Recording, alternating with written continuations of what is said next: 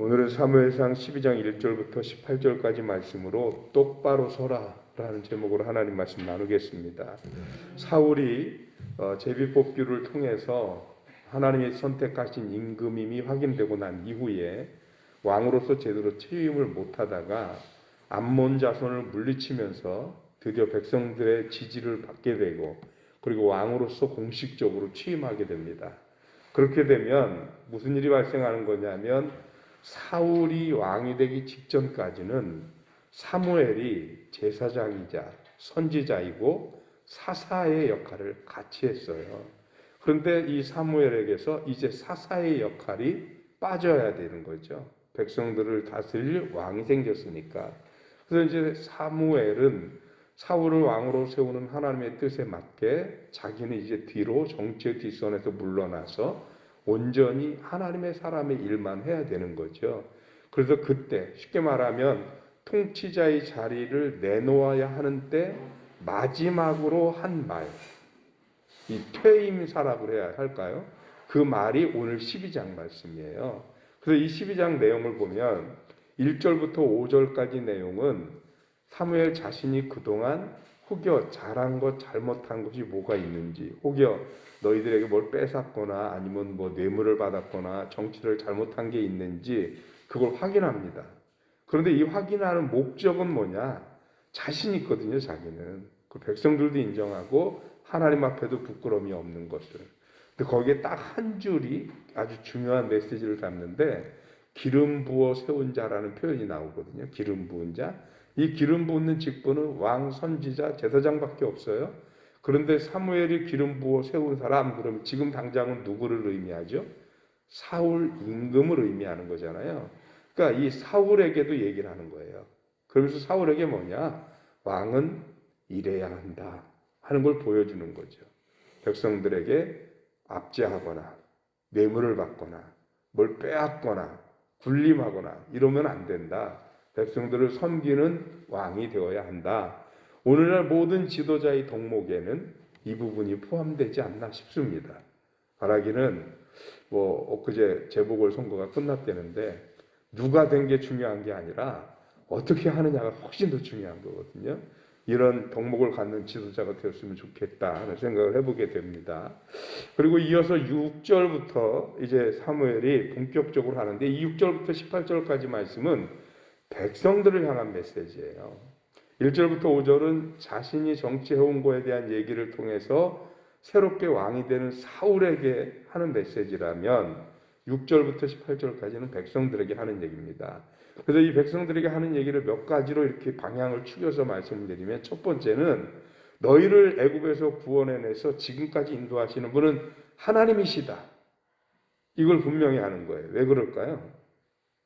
이제 이스라엘의 왕이 세워지지만 그러나 이스라엘을 지키고 보호하고 인도하는 게 왕이 아니라는 거예요. 왕이 아니고 누가 한다고요? 하나님이 하시는 거라고요. 그래서 모세를 보내고 여러 지도자들을 그동안 보내고 심지어 사무엘 자신도 사사로서 하나님 앞에 쓰임을 받았지만 나는 하나님의 도구로 사용됐을 뿐이고 이스라엘을 지키시는 분은 하나님이시다. 이거 잊지 말라는 거예요. 그래서 7절에 보면 뭐라고 얘기를 하느냐면 그런즉 가만히 서 있으라. 여호와께서 너희와 너희 조상들에게 행하신 모든 공의로운 일에 대하여 내가 여호와 앞에서 너희와 담론하리라. 이렇게 얘기를 합니다. 여기서 너희는 가만히 서 있으라 라는 표현을 하잖아요. 어서 이 얘기 들었던 거 기억 안 나세요? 출애굽기 14장에 보면 애국 군대가 오고 앞에는 홍해 있고 그때 이스라엘 백성이 막 떨고 있을 때 그때도 모세가 비슷한 얘기예요. 너희는 가만히 있어서 여호와께서 너희를 위하여 싸우시는 것을 보라 그랬거든요. 그래서 제가 그때 그 의미로 지금 여기서도 너희 아무것도 하지 말고 가만히 있어라 이런 얘기인 줄 알고 찾아봤어요. 그랬더니 출애굽기 14장에서 쓰였던 그 가만히 서 있으라는 히브리어로 하라쉬라는 뜻이에요. 이 하라시라는 뜻은 말 그대로 침묵해라. 그냥 아무것도 하지 말고 가만히 있어라. 잠잠해라. 이런 뜻이에요. 그런데 오늘 우리가 읽은 이 말씀, 사무엘상에 있는 말씀은 하라시가 아니고 야차부라는 단어가 쓰였더라고요. 이 야차브라는 단어는 뭐냐면 뇌화부동하지 말고 정신 똑바로 차려서 지금부터 내가 하는 말 잘 들어, 이런 뜻이에요. 지금부터 하는 말 잘 들어. 그래서 지금 보면 너희는 가만히 서 있으라. 그리고 하는 말이 뭐예요? 여호와께서 너희와 너희 조상들에게 행하신 모든 공의로운 일에 대해서 내가 지금부터 얘기할 거야.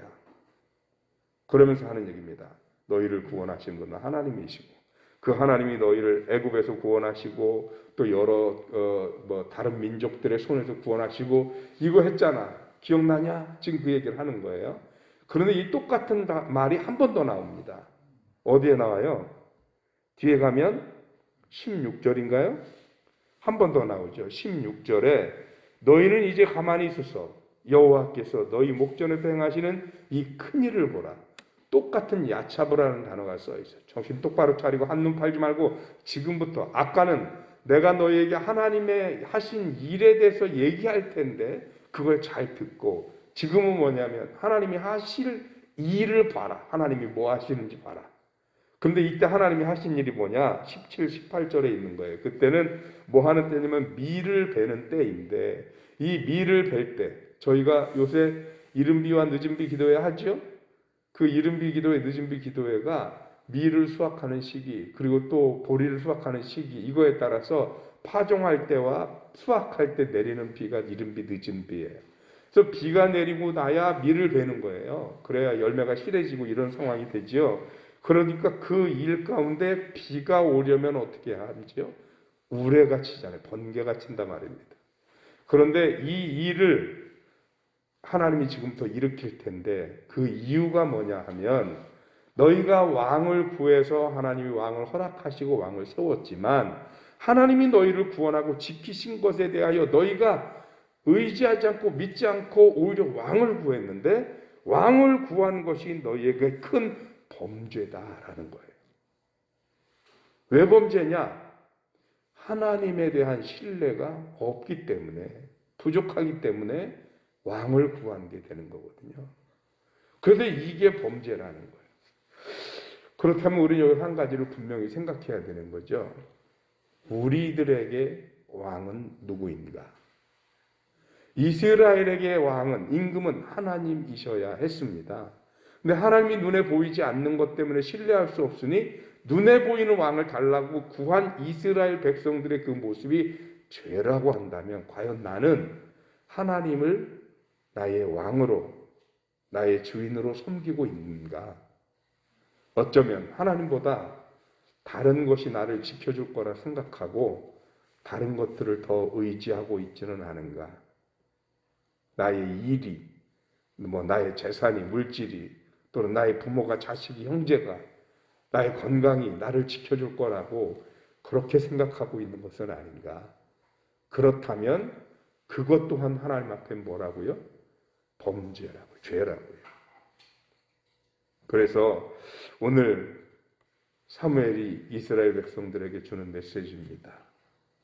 너희의 왕은 사울이 아니고, 너희가 구해서 세웠지만 너희들의 진정한 왕은 여전히 하나님이시다.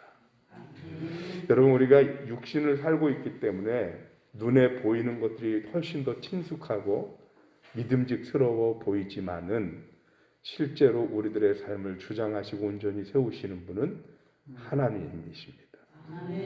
그러니 오늘 우리가 해야 할 것, 오늘 성경에도 말하는 것처럼 너희들 똑바로 서서 하나님이 너희에게 하신 일을 기억하고 앞으로 하나님이 너희에게 펼치실 일을 바라봐라 하는 이 말씀에 우리도 함께 귀 기울이고 또 눈 크게 뜨고 하나님이 어떻게 우리의 삶을 주장하시는지 집중할 수 있는 저와 여러분들이 되셔서 이스라엘 백성들처럼 왕을 구하는 우리들이 아니라 하나님이 우리의 왕 되시기를 구하는 저와 여러분들이 되시기를 주님의 이름으로 축원합니다. 기도하겠습니다. 하나님, 이스라엘이 왕을 구해서 우여곡절 끝에 성공적으로 왕이 취임하고 왕정 국가로 출발하지만, 그러나 이것은 하나님이 기뻐하시는 모습은 아니었습니다.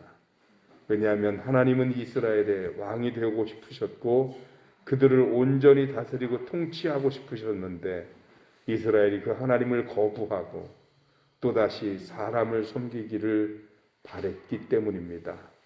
혹여 우리들도 하나님이 우리를 다스리고 하나님이 우리와 함께 하심을 온전히 믿고 신뢰하지 못해서 인간적인 방법과 인간적인 길들을 찾아 헤매고 있는 것은 아닌지 모르겠습니다. 하나님 오늘 돌이켜 주의 음성을 들으며 너희는 똑바로 서서 하나님이 너희에게 그동안 하셨던 일을 기억하고 앞으로 하실 일을 바라보라고 하는 이 말씀을 의지하여 나의 임금 나의 주님이신 우리 주 하나님을 온전히 바라보고 의지하여 여전히 우리들의 주인은 우리 주 하나님이심을 기억하고 하나님 앞에 온전히 서는 주의 백성들 되게 하여 주시옵소서. 우리 든든히 서가는 교회와 모든 성도들이 그렇게 하나님을 온전히 섬기는 믿음 안에서 저들의 삶이 이어질 수 있도록 주님 축복하시기를 원하옵고 감사드리며 예수 그리스도 이름으로 기도하옵나이다. 아멘.